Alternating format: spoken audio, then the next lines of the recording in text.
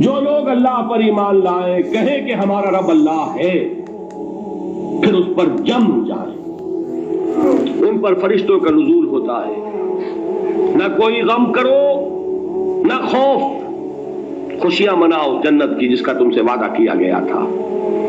اللہ کی ربوبیت پر اطمینان جب انسان کو ہو جاتا، میرا رب اللہ ہے، ربی اللہ، انسان کے لیے نہ کوئی کھٹکا، نہ کوئی خطرہ، نہ کوئی خوف، نہ کوئی حزن۔ جو کچھ ہو رہا ہے کس کے اذن سے ہو رہا ہے؟ اللہ کے اذن سے۔ اللہ کے اذن کے بغیر پتہ تک نہیں ہلتا۔ یہ کوئی اندھا بہرا مادہ نہیں ہے جس سے مجھے کوئی خوف ہو۔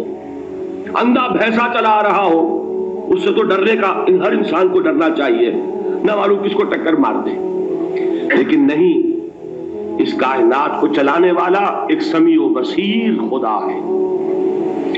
وہ جو میرا دوست ہے، میرا ولی ہے، اللہ ولی الذین آمنوا یخرجہم من الظلمات الی النور، اللہ اہل ایمان کا ولی ہے، ساتھی ہے، پشت پناہ ہے، مددگار ہے، حمایتی ہے۔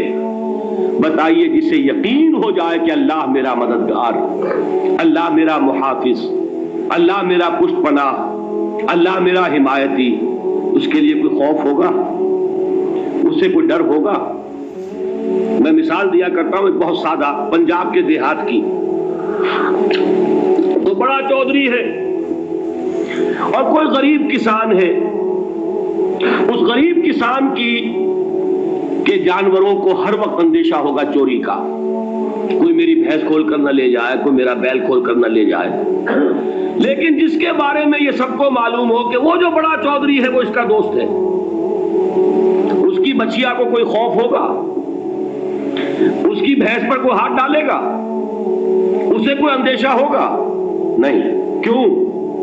کہ وہ بڑا چودھری، بڑا اس کا یہاں کا سردار، جاگیردار، سب کو معلوم ہے وہ میرا دوست ہے، کوئی میرے خلاف اقدام نہیں کر سکتا۔ اس دنیا میں یہ چھوٹی سی بات اگر آپ کے دلی اطمینان اور سکون کا باعث بن سکتی ہے تو ذرا تصور کیجئے۔ میں لفظ تصور استعمال کروں گا صرف اس لیے کہ اس کا ہم جس کو کہتے ہیں ادراک اور شعور کر نہیں سکتے، اگر کے ساتھ کر سکتے۔ اگر یقین ہو کہ اللہ میرا مددگار اور یقین ہو کہ اللہ ہر آن میرے ساتھ ہے، پھر کوئی خوف؟ کس کا خوف؟ کوئی شے اللہ سے بالا تر ہے؟ کوئی قوت اس سے زیادہ طاقتور ہے؟ اس کی مشیت کے آڑے آنے والا ہے؟ یہی بات ہے جو حضور نے فرمائی، یہ ایمان کا حاصل ہے لب لباب، کہ دیکھو اچھی طرح اس بات کو ذہن نشین کر لو، اگر تمام انسان مل کر تمہیں کوئی نقصان پہنچانا چاہے نہیں پہنچا سکتے، مگر جو کچھ اللہ نے لکھ دیا ہو، اور تمام انسان مل کر تمہیں کوئی نفع پہنچانا چاہے نہیں پہنچا سکتے، مگر وہ شے جو اللہ نے طے کر دی۔ آپ پھر میں کہوں گا ذرا طاری کیجئے، اسے فرض کیجئے، اسے سوچئے، اگر اس حدیث پر ہمارا دل ٹھکا ہوا ہو تو کسی سے ڈر ہوگا؟ یہ مجھے نقصان نہ پہنچا دے، یہ میری رپورٹ خراب نہ کر دے، یہ میری انکریمنٹ نہ رکوا دے، یہ میرا یہ نہ بگاڑ دے، یہ میرا یہ نقصان نہ پہنچا دے۔ اس کا ڈر، اس کا ڈر، اس کا خوف، اس کی خوشامد، اس کے لیے جا کر طرح طرح سے اپنی عزت نفس کو ذلیل کروانا اس کے سامنے، یہ سب کچھ کیوں کرتا ہے انسان؟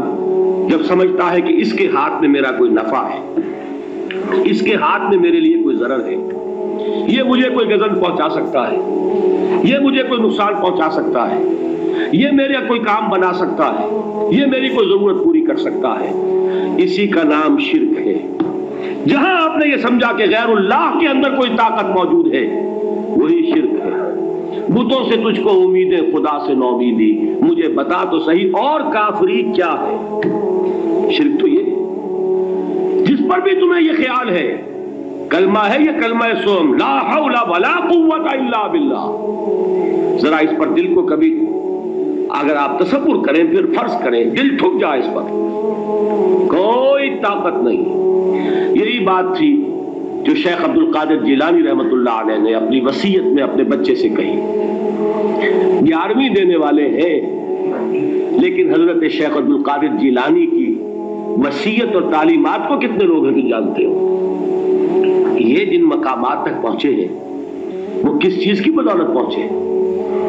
انہوں نے جو پیغام دیا وہ کیا تھا؟ اے میرے بچے، جس طریقے سے قرآن مجید میں حضرت لقمان کی نصیحتیں جو ہے نقل کر دی گئی ہیں، میں یہ عرض کروں گا بالفرض اگر قرآن حضرت عبد القادر جیلانی کے بعد نازل ہوا ہوتا تو شیخ عبد القادر کی یہ نصیحتیں بھی قرآن میں درج ہوتی. اتنی اونچی نصیحتیں ہیں. اے میرے بچے، اس حقیقت کو ذہن نشین کر لے، لا فاعل فی الحقیقت ولا مؤثر الا اللہ. اس کائنات میں نہ کوئی فاعل حقیقی ہے نہ مؤثر حقیقی ہے سوائے اللہ کے. کسی شے میں کوئی تاثیر نہیں اگر اللہ نہ چاہے. آگ جلا نہیں سکتی اگر اللہ نہ چاہے. پانی ڈبو نہیں سکتا اگر اللہ نہ چاہے. زہر ہلاک نہیں کر سکتا اگر اللہ نہ چاہے. کوئی چیز فائدہ نہیں پہنچا سکتی اگر اللہ نہ چاہے. تو در در پہ کیوں سر جھکاتے ہو؟ در در پر کیوں جبیں سائی کرتے ہو؟ سب کے سامنے کیوں ہاتھ پھیلاتے ہو؟ ایک اللہ سے مانگو. ایک اللہ کے سامنے زمین پر اپنی جبین رکھو. لا فاعل فی الحقیقت ولا مؤثر الا اللہ. نظر آتا ہے ہمیں کہ پانی پیاس بجھا دیتا ہے. پیاس بجھانے کی صلاحیت پانی میں نہیں ہے، اللہ کے اذن سے. کھانا بھوک مٹا دیتا ہے، بھوک مٹانے کی صلاحیت کھانے میں نہیں ہے، اذن رب میں. دیکھیے یہی یقین تھا. حضرت موسیٰ علیہ السلام کا واقعہ یاد کیجئے. سامنے سمندر آ گیا ہے، قوم دیکھتی ہے پیچھے کہ گرد و غبار کا طوفان ہے. معلوم ہوا کہ فرعون اپنے لشکر سمیت آ گیا ہے. لشکر جب چلتا تھا تیز رفتاری کے ساتھ تو گرد و غبار کا جو طوفان اٹھتا تھا اس کا تصور کیجیے. اور لمحہ بلمحہ وہ قریب آ رہا ہے. پوری قوم نے کیا کہا؟ اے موسیٰ انا لمدرکون، اے موسیٰ ہم تو پکڑے گئے.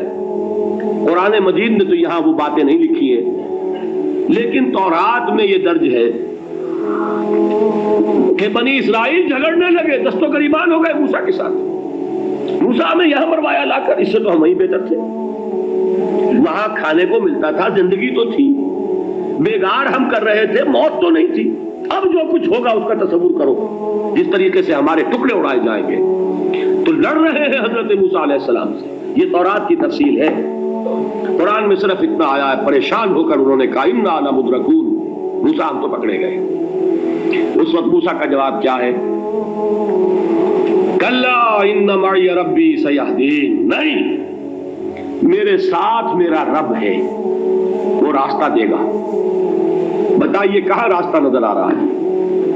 یہ ہے ایمان بالغیب. راستہ نظر نہ آئے تب اللہ پر یقین ایمان ہے. جیب میں پیسے ہوں اور تب دل کو اطمینان ہے تو ایمان کس پر ہوا؟